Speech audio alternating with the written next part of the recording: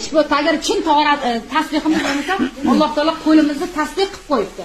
Mana subhanalloh, alhamdulillah, Allohu akbar, la ilaha illalloh desa, mana yuragimiz og'risa, boradimda apparatni taqadida yuragimizni ko'rsatadi apparat. Yuraging og'ribdi, validol ichkin deydi. Jigarimizni ham ko'rsatyapti. Bunday apparat bor, ko'rsatadi. Jigaring shishibdi, essensial ichkin deydi. Lekin shunday kun bo'ladi, bugun qalbim qop-qora deymiz. Qalbimga hech narsa sig'mayapti deymiz. Qalbimizni ko'rsatadigan apparat ham yo'q, dori ham yo'q. Qalbimizni jilovlantiradigan narsa bu tasbih.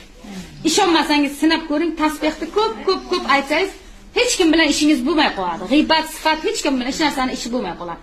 Hali bir odam vafot etibdi-da. Vafot etsa, u dunyoga boribdi-da, o'sha nomai amoli taroziga qo'yilibdi. Taroziga qo'yilsa, boya tasbihdagi bitta subhanalloh yetishmabdi hali odamga. Keyin Alloh taolo o'sha yerga insonlarga qarashar ekanda, hali odamga aytibdi, bor debdi. Bitta subhanalloh topib kelsa, seni jannatga kirgizaman deb.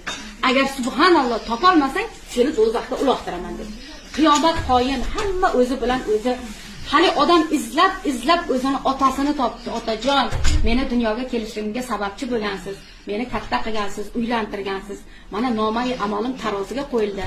Menga bitta subhanalloh yetishmayapti. Otajon, bering desa, "Bolama, o'zim ko'p gunoh qilganman. Senga subhanalloh bera olmayman" debdi. Hali odam yana odamlarning ichidan izlab o'zini onasini topdi. Onajon debdi. Nomai amolim taroziga qo'yildi. Menga bitta subhanalloh yetishmayapti. Berib turing desa, "Bolama, o'zim savob oqtarib yuribman.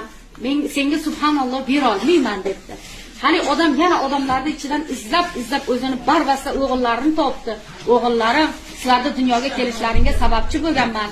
Boqqanman, uylantirganman. Mana hozir otalaring do'zaxga quliyman deb turibdi. Menga bitta subhanalloh beringlar" desa, hali bolalari shunday qarabdi, "Otajon, subhanalloh nima u?" debdi. Bolamizga o'rgatmaymiz-ku masalan, ba'zimiz o'zimiz ham bilmaymiz.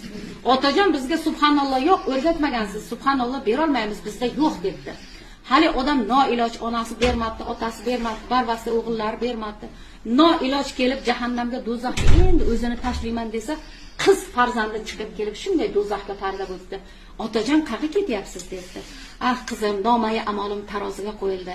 Menga bitta subhanalloh yetishmadi. Otamdan so'radim, bermadi. Onamdan so'radim, bermadi.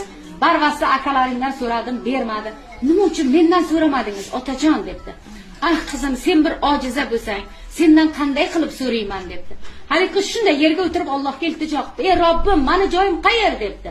Hali qiz 5 mahal namozini o'qigan, Ramazonda ro'zasini tutgan.